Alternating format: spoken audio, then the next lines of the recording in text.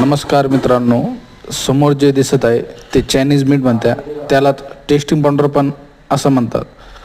तुमच्या तिकडे ह्या पदार्थाला काय म्हणतात कमेंट करून नक्की सांगा.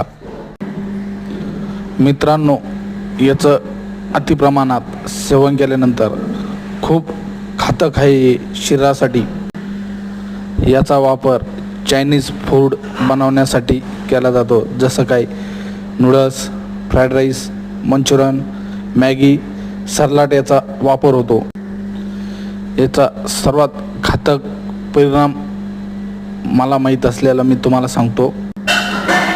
तुम्ही कितीही चायनीज खा, पोट भरलं अशी तुमची मेमरी तुम्हाला मेसेज देत नाही.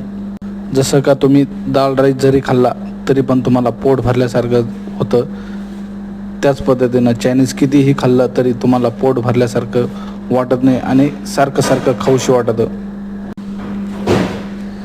हे दिसायला साखरेच्या छोट्या छोट्या दाण्यासारखं आहे.